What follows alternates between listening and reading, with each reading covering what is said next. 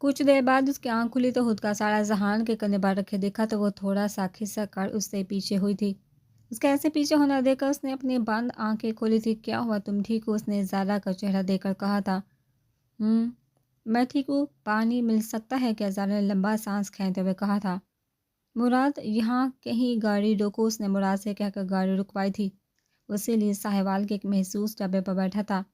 Mineral water کی بوتل منگوا کر اس نے زارا کی طرف بڑھائی تھی۔ وہ اپنی جگہ سے اٹھ کر 2-4 قدم کے فاصلے پر کھڑی ہو کر اپنے منہ پر چینٹے مار رہی تھی۔ جس جگہ زارا دریت کھڑی تھی اس جگہ چاند کی روشنی صاف اس کے چہرے پر پڑ رہی تھی۔ دودھئے ہاتھوں پر بہتے پانی کے قطرے کسی خوبصورت جھرنے کا منظر پیش کر رہے تھے۔ پانی کی بوندیں سفید چہرے پر پڑتے اور پھر اسی پانی کے قطرے ٹپکتے ہوئے نیچے گرتے دنیا کے کسی بھی حسین موتی کی جگہ نہیں لے سکتے تھے۔ کانوں کے آس پاس بالوں کی لٹیں دل نشین بنی معطر ہوتے رخ جانا پر صد کے باری جا رہی تھی، اور اذہان حیات ملک وہ بھی تو مبہوت وہ سارے منظر سے سیر ہو رہا تھا۔ اس ٹائم دنیا کا حسین منظر اس کے سوچنے سمجھنے کی صلاحیت کو مفلوج کر رہا تھا۔ دنیا کے سارے محبوب ایسے ہی الگ ہوتے ہیں، اور دنیا کے سارے ساز اسی وقت موسیقی کی دھنیں چھیڑتے ہیں جب دھڑکنیں الگ تال پر دھڑکتی ہیں۔ ہمارے نظریات، ہماری سوچ، ہماری حرکات سب انہی دونوں کی تابع ہو جاتی ہے۔ کہاں کا اذہان حیات ملک، کہاں کی زارا دریت، کہاں کا اذلان حیدر شاہ، کہاں کی فجر ابراہیم شاہ۔ ہر دشتے عشق کا سفر، ہر من عازم کا سفر ایک ہی منزل پر آ کر رکتا ہے، اور اس منزل کے اختتام پر لازوال محبتوں کی انتہا ہوتی ہے جو ابد سے ازل تک قائم رہتی ہے۔ اور ان پاک محبتوں پر چھوٹی چھوٹی پریاں سفید لباس پہنے سورہ گلابوں کی پتیاں نچھاور کرتی ہیں۔ حاصل میری عمر کا حاصل ان 3 باتوں سے زیادہ کچھ نہیں۔ خام تھا، پختہ ہو گیا اور پھر جل گیا۔ اذہان حیات ملک پختہ تو ہو رہا تھا مگر جلنے کا سفر ابھی باقی تھا۔ وہ جل کر ہی تو کندن ہونا حاصل برائی ہے، اور اب اس بوتل کو ہونٹوں سے لگا کر پانی پی رہی تھی، اور محبوب کو لگا تھا دنیا کے سارے مشروبات اس بوتل میں قید کر دیے گئے ہیں۔ اس کے دل نے شدت سے چاہا تھا اس پانی کو پینا، مگر وہ پینا نہیں چاہتا تھا۔ اپنی خواہش کے برعکس محبت کے مقام ملنے کے بعد وہ یہ سارے حراج وصول کرنے کا قائل تھا۔ اب کچھ کھاؤ گی؟ اس کے سامنے آ کر بیٹھی تو اس نے پوچھا۔ نہیں، چائے پیوں گی بس، انہیں اپنے دوپٹے سے اپنے گیلے چہرے کو تپتپاتے کہا تھا۔ ننھی بوندیں دوپٹے میں جذب ہوتی، چہرہ ہر قسم کے رکاوٹ سے پاک اور شفاف ہوا تھا، حلال چاند کی طرح پر نور پرکشش۔ یار کو ہم نے جاں بجا دیکھا، کہیں ظاہر کہیں چھپا دیکھا، پاک پتن کس جگہ جانا ہے؟ چائے کا آرڈر دیتا وہ پوچھ بیٹھا تھا۔ بابا فرید کی درگاہ پر، اس نے سامنے دیکھتے جواب دیا تھا۔ ہاں ہاں ہاں، سیریسلی تم اب مجھے ان درگاہوں پر لے کر گھومو گی؟ وہ ہنسا تو ہنسا چلا گیا تھا۔ اور مانگو گے کیا وہاں پڑھ کے؟ پلیز بابا جی، اب میری جان چھڑوا دے اذہان حیات ملک سے، اور جیسے یہ ہو جائے گا، اس نے پھر سے کہہ کر لگایا تھا۔ یاد رکھنا اذہان حیات ملک وہ سایہ ہے جس سے اب تم چاہ کر بھی چھٹکارا حاصل نہیں کر سکتی۔ وہ ہنستے ہنستے سیریس ہوا تھا۔ ویسے تم وہاں جا کر دعا مانگو گی یا منت، یا پھر کسی کھڑکی پر تالا باندھو گی، داغا باندھو گی؟ ہاں ہاں ہاں، یاد آیا کسی جگہ پر لال کپڑا، اس نے یاد کرنے کی ایکٹنگ کرتے ہوئے پھر سے کہہ کر لگایا تھا۔ انسان کو بول ایسے بولنے چاہیے کہ بعد میں اس کے کہے گئے لفظوں پر اس کی پکڑ نہ ہو، نہ تو وہ درگاہ تمہارے لیے مذاق ہے اذہان حیات ملک، نہ میری دعائیں یا منتیں۔ میرا کامل بھروسہ خدا کی ذات پر ہے، چھٹکارا دلا دیا تم سے تو اس میں بھی میری بہتری، اگر نہ دلایا تو اس میں بھی میری بہتری، خود کو حالات کے سپرد کر چکی ہوں میں، اس نے تلخی سے کہا تھا۔ کامل بھروسہ ہے خدا پر تو وہاں کیا کرنے جا رہی؟ دعا تو تم کہیں بھی مانگ سکتی ہو، چائے کا کپ پکڑتے اس نے کہا تھا۔ بالکل کہیں بھی مانگ سکتی ہو، مگر دعا مانگنے وقت دل بے قرار نہیں ہونا چاہیے، اور میرے دل کی بے قراری وہ جو ختم کر دیا خدا نے، وسیلے دینے سے منع نہیں کیا۔ مجھے کچھ پلوں کا سکون چاہیے، اور وہ سکون مجھے وہیں ملے گا۔ میری دعا کی قبولیت بھی شاید رب نے اسی فرش پر بیٹھ کر دعا مانگنے سے منسوخ کر دی ہے۔ اس نے بھی چائے کا گھونٹ لیتے کہا تھا۔ تمہیں وہاں میں حاکم بابا سے ملواؤں گی، ان کے پاس عمر بھر کی ریاضت ہے۔ ریاضت سمجھتے ہو؟ نہیں، تم کیسے سمجھو گے؟ جس نے کبھی کسی چیز کے لیے محنت نہیں کی، پکا پکایا پھل کھائے اور پھر سے تلخی سے مسکرائی تھی۔ حاکم بابا کہتے دنیا میں آپ کی زندگی آپ کا بیج ہے، وہ بھی جسے آپ نے روز اپنی روح کے نور کا پانی دے کر سینچا ہے۔ اور روح کا نور پتہ ہے کیا ہوتا ہے؟ اپنے نفس پر قابو کر کے اپنی خواہشات کے برعکس کرنا۔ تبھی تو روح کے نور کو چند بوندیں بنتی ہیں، اور وہ بوندیں آپ کی زندگی کے بیچ کو ایسا پانی دیتی ہیں کہ پھر آپ کی ریاضت مکمل کر دی جاتی ہے۔ کسی چیز کی چاہ نہیں لاتی پھر، جسٹ لائک میجیکل تھنکنگ، خدا، بندہ، روح، نور، سانس، زندگی اور پھر موت کے بعد کی زندگی۔ نے کسی ٹرانس کی کیفیت میں سارے لفظ ادا کیے تھے۔ وہ تمہاری اس حاکم بابا کو کسی درگاہ پر نہیں بلکہ کسی پرائیویٹ یونیورسٹی میں فلسفے کا پروفیسر ہونا چاہیے تھا۔ وہ اس کی اتنی گہری باتیں سن کر پھر سے ہنسا تھا۔ چلو تم یہ بات تو مانتے ہو کہ یہ فلسفہ ہے، تو پھر یہ فلسفہ تمہارے اور میرے ذہن میں کیوں نہیں آیا؟ ان کے ذہن میں ہی کیوں آیا؟ اب اس کی آنکھوں میں آنکھیں ڈال کر پوچھی تھی۔ سمپل، کیونکہ مجھے دنیا میں اور بھی بہت سارے کام ہیں فلسفے کو سوچنے کے علاوہ، اس نے کندھے اچکاتے کہا تھا۔ بالکل ٹھیک کہا تم نے۔ میرے اور تم جیسے لوگ زندگی کو دنیا کے کاموں کے ثبوت کر کے ہی تو زندگی کو فنا کرتے ہیں، جو ابد سے ازل کے وقت کو بھول جاتے ہیں۔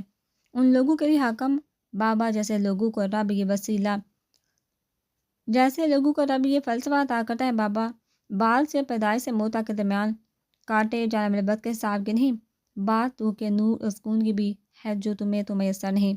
اس نے انگلی اٹھا کر اس کی طرف اشارہ کرتے کہا تھا، تم مل جاؤ گے تو وہ بھی مل جائے گا۔ اس نے ٹیبل پر بل رکھتے کہا تھا، کیا تم سمجھتے ہیں روح کا سکون محبوب کے ساتھ مشروط ہے؟ اس نے چلتے چلتے سوال کیا تھا۔ میں بس یہ جانتا ہوں کہ اللہ تعالیٰ نے اس دنیا میں آپ کے لیے کسی نہ کسی شے کو سکون کا ذریعہ بنا ہے، اور میرے سکون کا ذریعہ ذرا درود کا میرے آس پاس ہونا ہے۔ اس نے لمبی سانس کھینتے اس کی طرف کا گاڑی کا دروازہ کھولتے ہوئے کہا تھا، زارا درود تمہیں نہ ملی تو؟ وہ گاڑی سٹارٹ کرتے ہوئے پوچھ بیٹھی تھی، ہو ہی نہیں سکتا ایسا، وہ پورتا یقین سے بولا تھا۔ اتنا غرور ہے تمہیں اپنی طاقت پر، اس نے نرم لہجے میں کہا تھا۔ طاقت پر نہیں، اپنی محبت پر، اپنے جذبات پر، اپنی دھڑکنوں پر، جو پہلی بار کسی منزل کے سودے کی طرح با احتیاط ہوتے ہوئے بھی تمہارے معاملے میں بے قرار ہی رہی ہیں۔ کچھ دیر پہلے تم نے ہی تو کہا تھا، میری بے قراری کو سکون اس درگاہ میں جا کر ملتا ہے تو میرے لیے تم کسی درگاہ سے کم نہیں ہو۔ میری بے قراری کو سکون تمہاری موجودگی سے ملتا ہے۔ اب تم خود کو درگاہ بنا لو یا زارا درود، بات تو ایک ہی ہے۔ میری تشنی کا سدباب تم سے ہی محسوس ہے، تم ہی ریاضت ہو، تم ہی جنون اور تم ہی سکون۔ وہ بڑی نرمی سے اس کے چہرے کا طباع کرتے بے چین ہوتا کہہ رہا تھا، اور یہ پہلی بار تھا کہ جب زارا نے اس کے چہرے کو بڑی دلجمی اور غور سے دیکھا تھا۔ کالے رنگ کی شلوار قمیص میں گلے میں چادر ڈالے، بازو کو فولڈ کیے، گندمی رنگت پر پرکشش چہرہ، مغرور کھڑے ناک، بال ماتھے پر گرا۔ وہ کسی معصوم ریاست کا شہزادہ لگ رہا تھا، مغرور شہزادہ۔ وہ دل کا برا نہیں تھا، اس کی باتیں اس کے دل کی عکاسی کر رہی تھی، مگر زارا درود پگھلنا نہیں چاہتی تھی۔ محبت کے معاملے میں اس کا دل پتھر تھا۔ محبت کی ڈیفینیشن اس کے نزدیک خدا اور بندے تک ہی تھی، اور اس میں کسی دنیاوی محبت کی گنجائش نہیں تھی۔ میں ان درگاہوں اور ان مجذوبوں کو نہیں مانتا، مگر ایک بار جب میں دادو کے ساتھ داتا صاحب گیا تھا تو دادو نے کہا تھا، اذہان پتر اللہ کے جو نیک ولی ہوتے ہیں نا، ان کی ریاضتوں پر کبھی شک نہ کرنا کہ ہم عام انسانوں سے بہت آگے ہوتے ہیں۔ ان کو رب کی خاص عطائیں ہوتی ہیں، تم مانو یا نہ مانو، مگر کبھی بھی اس بات سے اختلاف نہ کرنا کہ ان کے صدقے ہمیں کچھ مل نہیں سکتا۔ تو چلو پھر آج دادو کی بات کو ہی کیوں نہ آزمایا جائے، اپنی مقدر کی ڈور کو زارا درود کے مقدر کی ڈور سے باندھنے کی التجا کی جائے۔ اس نے ہنستے ہوئے کہا تھا، ایسا کبھی بھی ممکن نہیں ہوگا۔ زارا نے دل سے سوچا تھا، کہاں تک پہنچے ہو ماہر؟ سبحان اسے کال کر کے کہا تھا، ہاں میں تو پہنچ گیا ہوں، مگر تم شور ہو کہ یہ ثابت کرنا ٹھیک رہے گا؟ ماہر نے سبحان سے پوچھا تھا۔ ہاں میں شور ہوں، میرے علاوہ اب اسے اس دلدل سے کوئی نہیں بچائے گا۔ ہمارا پاک رشتہ ہی ہمیں پار لگائے گا۔ دنیا کیا کہتی مجھے اس کی پرواہ نہیں، مجھے اس وقت بس ایک ہی پرواہ ہے، اور وہ ہے زارا درود کی زندگی، اسے صفاق انسان سے بچانا اور حیات ملک اس کی اوقات دکھانا۔ سبحان ایک لفظ پر زور ڈالتے کہا تھا، میں نے سب انتظامات کر لیے، زارا اب بھی آنے والی ہوگی، باقی اب تم پر ہے۔ میں دعا کروں گا کہ ذہان حیات ملک کے آنے سے پہلے تم اپنے اس مضبوط رشتے کی وجہ سے اس کو بچاؤ۔ ماہر نے بھی پختہ یقین سے کہا تھا، جب زیادہ آئے تو مجھے کال کرنا، میں باقی کے انتظامات کی اپڈیٹ تمہیں دے دوں گا۔ آج اس معاملے کو ہر حال میں ختم کرنا ہے، آج یا آر یا پار، ڈرنا نہیں ہے۔ اب ڈرٹ کا مقابلہ کرنا ہے، میں نے تمہیں کہا تھا نا۔ ان کے درمیان رہ کر ہی ہم ان سے چھٹکارا حاصل کر سکتے ہیں، سبحان نے جوش سے کہا تھا۔ بالکل، اور آج ہم اس سارے ڈرامے سے آزاد ہو جائیں گے۔ آج دنیا میں ایک نئی مثال قائم ہوگی، جن کے بھائی نہیں ہوتے وہ بھی اس دنیا میں عزت سے رہ سکتے ہیں۔ انہیں ماہر اور سبحان جیسے پاک رشتے والے بھائی ملتے ہیں جو اپنی بہنوں کے لیے ہر مشکل کے آگے ڈٹ جاتے ہیں۔ سبحان تمہارا رشتہ واقعی پاک ہے، زارا سے، عمل سے اور علیحہ سے۔ ماہر نے اس کے حوصلے کی تعریف کی تھی۔ سبحان جو اپنے رشتے بناتا نہیں ہے مگر جب بناتا ہے تو ان کی حفاظت کرنا بھی جانتا ہے۔ اس نے عزم سے کہا تھا، اچھا جب تمہیں زارا ملے تو مجھے کال کرنا، اوکے؟ پھر نیکسٹ پلان بتاؤں گا۔ اس نے کہتے کال بند کر دی تھی۔ رات کے 2 بجے ان کی گاڑی درگاہ کے سامنے رکی تھی۔ درگاہ کے ماتھے پر صاف اور واضح الفاظ میں لکھا تھا، درگاہ خواجہ حضرت بابا فرید۔ وہ جب بھی آتی تھی اس نام کو پڑھ کر مسکراتی تھی، آج بھی اس کی پہلی نظر اس نام پر پڑی تھی اور اس کے لب ساتھ مسکراتے، یہاں سے اس کے سکون کا سلسلہ شروع ہوتا تھا۔ جب بھی آتی تھی اس نام کو پڑھ کر مسکراتی تھی، آج بھی اس کی پہلی نظر اس نام پر پڑی تھی اور اس کے لب بے ساتھ مسکرائے تھے، یہاں سے اس کے سکون کا سلسلہ شروع ہو جاتا تھا۔ اذہان نے اس کے نظروں کے تعاقب میں دیکھا تھا، اس نام کو زیر لب دہرایا تھا۔ آج معمول سے زیادہ رونق تھی، وہاں اتنی گہری رات ہونے کے باوجود گہما گہمی کا سما الگ ہی تھا۔ وہ عورتوں کے لیے بنائی گئی دہلی راستے کی طرح بڑی تھی کہ اذہان نے پیچھے سے اس کی کلائی تھامی تھی۔ کہاں اس نے اس کے یوں اکیلے جانے پر پوچھا تھا، گھبراؤ نہیں، بھاگنے نہیں لگی، تم اس راستے سے جاؤ گے اور میں وہاں سے جہاں سے باقی خواتین جا رہی ہیں، اندر جا کر ہم ایک دوسرے کے ساتھ ہو جائیں گے اور تم مجھے اپنے راستے سے جاتے بھی دیکھ سکو گے، میں تمہیں یہاں سے نظر آ جاؤں گی، ڈونٹ وری۔ اس نے اسے تفصیل سے بتایا تھا۔ ٹھیک ہے مراد، تم یہاں رک کر انتظار کو، ہم کچھ دیر تک آتے ہیں۔ اذہان نے مراد کو حکم دیا تھا۔ جی چھوٹے ملک صاحب، مراد نے کہا تھا۔ وہ سے الگ ہوتی 15 قدم کی راہداری سے گزر کر اس کے سامنے آئی تھی۔ داخلی دروازے کے دائیں اور بائیں جانب پولیس کے پہرے دار آن ڈیوٹی تھے۔ 5 قدم کی دوری پر جوتے رکھنے والے اپنی ڈیوٹی سر انجام دے رہے تھے۔ زارا نے اپنے جوتے اتارے تو اذہان نے بھی اس کی دیکھا دیکھی جوتے اتار دیے تھے۔ جوتے والے نے ٹوکری میں جوتے رکھے اور ٹوکن دیتے ہوئے کہا، 50 روپے ہو گے باؤ۔ اذہان نے والٹ نکال کر پیسے دیے۔ وہ کسی ٹرانس کی کیفن میں زارا کے پیچھے پیچھے چل رہا تھا۔ سامنے 10 سیڑھیاں چڑھ کر دائیں جانب وضوخانہ اور بائیں جانب برآمدہ تھا جہاں بہت سی عورتیں عبادت کر رہی تھی۔ زارا نے وضوخانے کی طرف قدم بڑھائے تو وہ بھی اس کے ساتھ چلتا، اس کے ساتھ والے پتھر پر بیٹھ گیا۔ جیسے جیسے وہ وضو کرتے وہ بھی اس کے ساتھ وضو کر رہا تھا۔ اس نے وضو کے بعد شہادت کی انگلی اٹھا کر اشہد ان لا الہ الا اللہ کہا تو وہ بھی اس کے دیکھا دیکھی اس کے کہے گئے جملے دہرا گیا۔ چلیے، وہ اپنے گلے چہرے سے اس کی طرف دیکھتے بولی تھی۔ اس نے اسے دیکھا بس سر ہلا دیا تھا۔ ہلکی ہلکی بڑی اور شیو گیلی ہوئی تھی، آگے ماتھے پر گرنے والے بال بھی ہلکے ہلکے گیلے تھے، پلکیں بھی نم تھی۔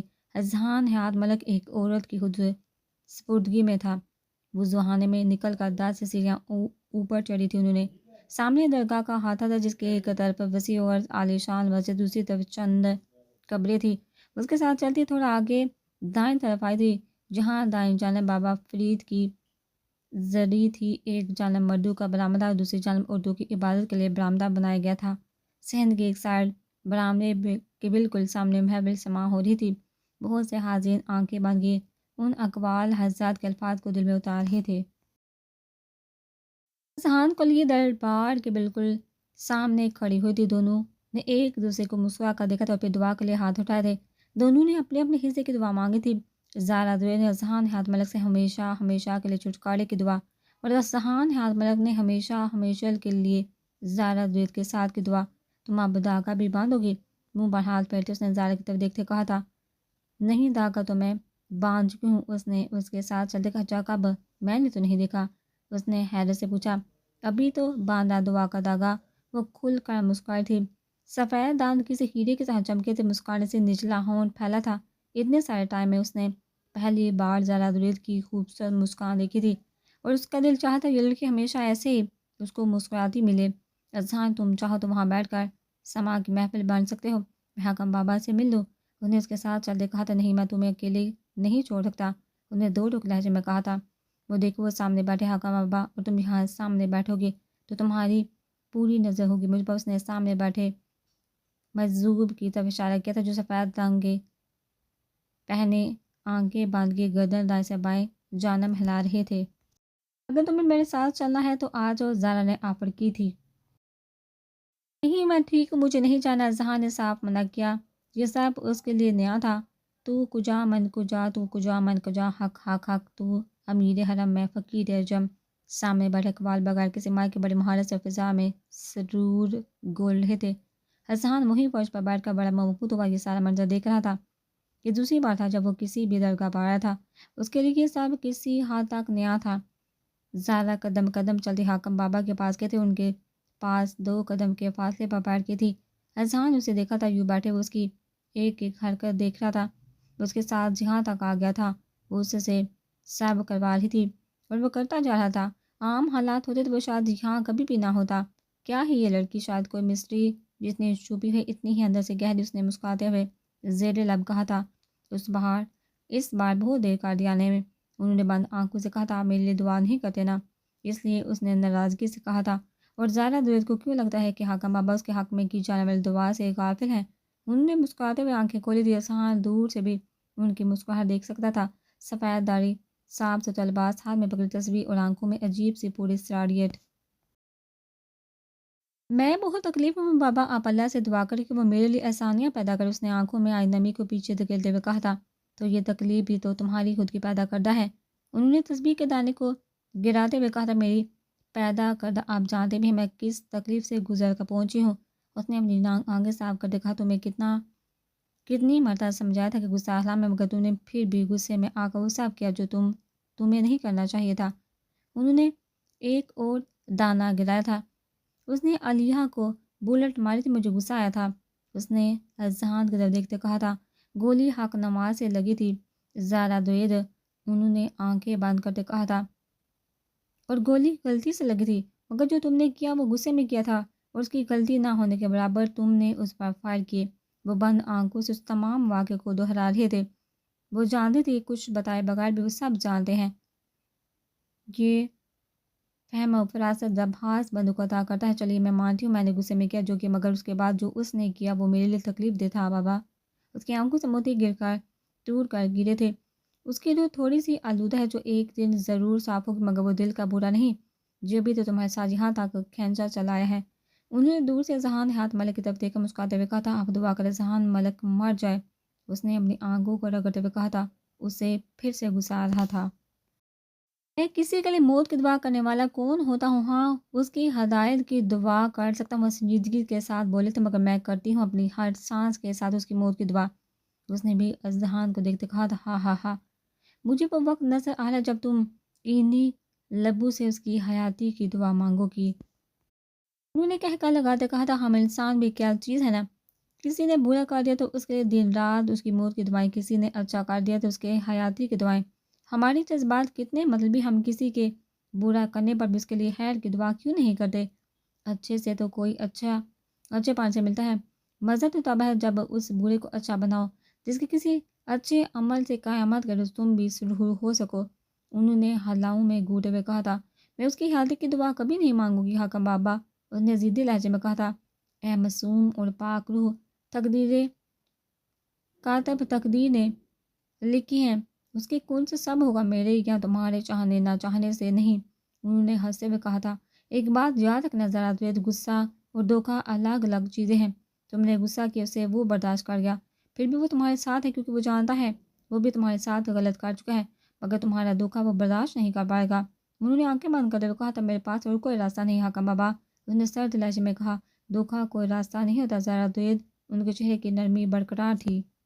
مجھے اس ٹائم یہی صحیح لگ رہا ہے تو میں یہی کروں گی، آپ میرے لیے دعا کرنا، اس نے التجا کی تھی۔ میں دعا کروں گا، حالات تمہارے حق میں بہتر ہے ہمیشہ۔ انہوں نے آنکھیں نہیں کھولی تھی۔ ایک بات یاد رکھنا ذرا، کوئی بھی رشتہ ہمیشہ کے لیے نہیں ہوتا، ہر انسان کو اس جہاں سے اگلے جہاں سفر کرنا ہی کرنا ہے۔ ان دنوں علیہ کا بہت خیال رکھنا، اسے بہت لمبے سفر پر جانا ہے۔ انہوں نے ابھی بھی آنکھیں نہیں کھولی تھی۔ جانتی ہوں حاکم بابا، اس حال میں اس کا صبر کرنا ٹھیک نہیں، مگر میں اسے یہاں چھوڑ کر نہیں جا سکتی، اور آپ نے عمل کے لیے بھی دعا کرنی، اس کا یہ نیا رشتہ اس کے لیے خوشیوں کا سبب بنے۔ اس نے ان کی باتوں کا مفہوم نہ سمجھتے ہوئے اپنی ہی کہی تھی۔ دعا تو تم تینوں کے لیے کرتا ہوں، ہاں اب ایک اور اضافہ ہو گیا ہے آپ کی۔ انہوں نے آنکھیں کھولی تو اذہان ہاتھ ملک سامنے بیٹھا محفل سما بن رہا تھا، مگر تھوڑے فاصلے پر انہوں نے اس کی روح کو حالت رکوع میں دیکھا تھا اور پھر وہ دل سے مسکرائے تھے۔ وہ اس کی نظر پھر سے ان پر پڑی تھی۔ اس مجذوب کو خود کی طرف دیکھتے دیکھا تو وہ اٹھ کھڑا ہوا ان کے پاس چلا ہے۔ چلیے زارا، اس نے ان کے پاس کھڑے ہوتے ہوئے کہا تھا۔ اللہ حافظ حاکم بابا کہتے وہ اٹھ کھڑی ہوئی تھی۔ حاکم بابا نے بند آنکھوں سے ساحلہ کو سے جانے کی اجازت دی تھی۔ وہ اس کے ساتھ چلتی راہداری تک آئی تھی جہاں ایک لڑکا نیاز بانٹ رہا تھا۔ اذہان جاؤ وہ لے کر آؤ میرے لیے، اس نے چاول والے شاپر کی طرف اشارہ کرتے کہا تھا۔ تو پاگل میں نہیں جا رہا، پتہ نہیں کیسے بنایا ہوگا یہ سب، اس نے صاف انکار کیا تھا۔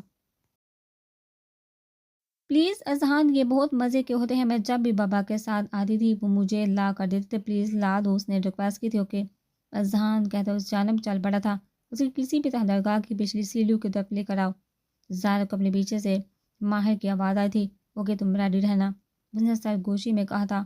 یہ لو، پہلی بار تمہاری وجہ سے ایسے لائن میں لا کر کچھ لے کر آیا ہوں، اس نے اسے چاپر کو پکڑاتے ہوئے کہا تھا۔ شکریہ، تم کھاؤ گے، اس نے ہاتھ سے چاول منہ میں ڈالتے ہوئے کہا تھا۔ نو تھینکس، اس نے برا سا منہ بنایا تھا۔ کھا کر تو دیکھو جہاں بہت مزے کے ہیں، اس نے اپنے ہاتھ سے چاول اس کے منہ میں ڈالے تھے زبردستی اور نہ چاہتے ہوئے بھی اسے کھانے پڑے تھے۔ یار یہ تو مزے کے ہیں، اس کو ٹیسٹ اچھا لگا تو اس نے تعریف کی تھی۔ ہے نا مزے کے؟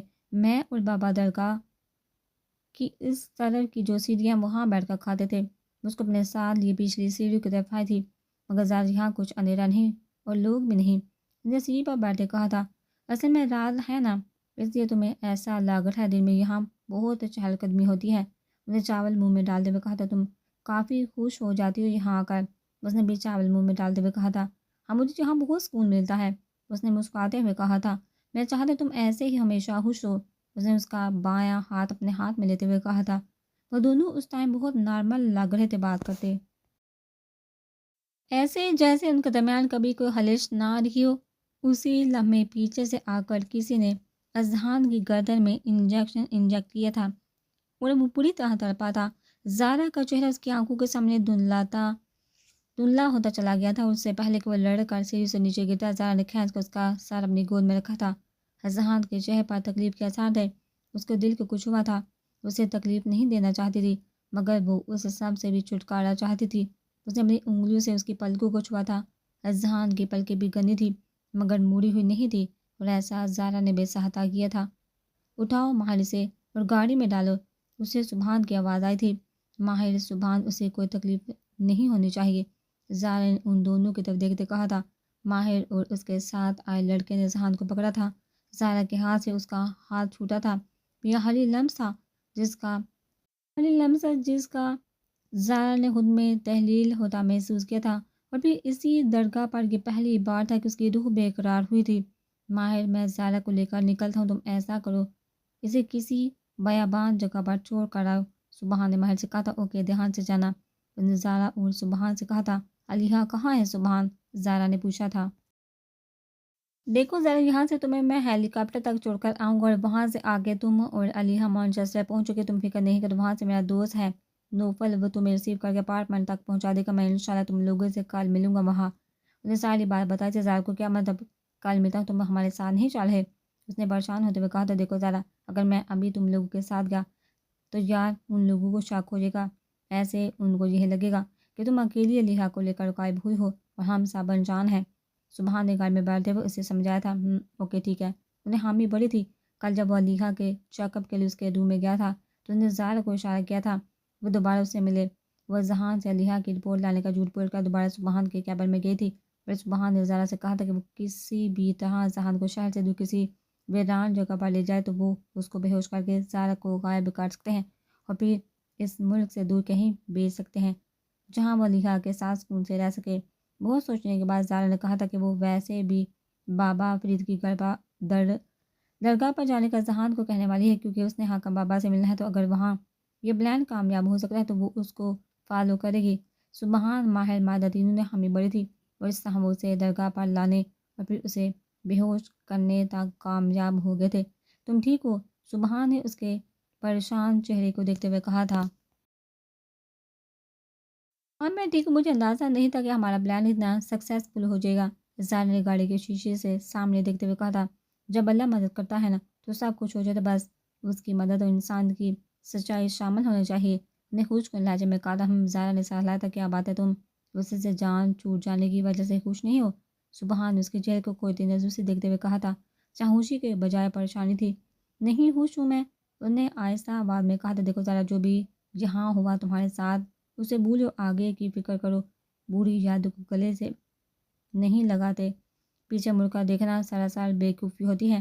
علیحہ کا خیال کرنا، خود کا بھی عمل کی فکر مت کرنا، اس کے لیے یہاں معاہدہ اور ماہر سب کچھ نارمل ہو جائے گا، مگر وقت لگے گا۔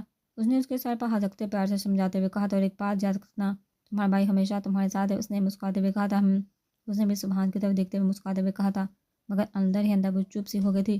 کچھ کھٹک رہا تھا دل میں، وہ سینے پر بوجھ بڑھ رہا تھا۔ کچھ دیر بعد ہیلی کاپٹر کی پھڑپھڑاہٹ آواز اس کے کانوں میں سنائی دی تھی۔ وہ لوگ پہنچ گئے تھے، علیحہ پہلے سے ہی ہیلی میں موجود تھی۔ علیحہ کو انہوں نے یہی بتایا تھا کہ اس کے علاج کے لیے وہ لوگ مانچسٹر جا رہے اور عمل گھر پر رہے گی۔ عمل کے گھر رہنے کی وجہ سے وہ اداس تھی، مگر زارا کے ساتھ ہونے کی وجہ سے وہ خوش تھی۔ سبحان نے اس کے سر پر ہاتھ رکھا تھا اور اسے الوداع کا اشارہ کیا تھا۔ وہ علیحہ کے ساتھ ہی ہیلی میں بیٹھ گئے۔ کچھ دیر بعد ہیلی نے فضا میں اڑنا شروع کر دیا تھا۔ زارا کھڑکی سے نیچے دور زمین پر کسی چنداسا چہرے کی جھلک دیکھنے کے لیے بےتاب ہو رہی تھی۔ آج اس ویران آسمان کی طرح اسے اپنا دل بھی حالی حالی لگ رہا تھا۔ اچانک اس اپنی آنکھیں بھیگتی محسوس ہوئی تھی۔ وہ قریب تھا تب بھی رو رہی تھی، وہ دور تھا تب بھی رو رہی تھی، اور اپنی ان فیلنگز کو زارا درید بھی سمجھنے سے قاصر تھی۔ ویران دامن، اجاڑ پہلو، وہ تیری کھوجیں، تیرا تصور، اس نے شدت سے آنکھیں بند کی تھی۔ بچھ جاؤں تو پھر رشتہ تیری یادوں سے جوڑوں گی، مجھے ضد ہے کہ میں جینے کا کوئی موقع نہ چھوڑوں گی۔ محبت میں طلب کسی وفاداری کی شرط ہے کیا؟ وہ میرا ہو نہ ہو، میں تو اسی کی ہو کے چھوڑوں گی۔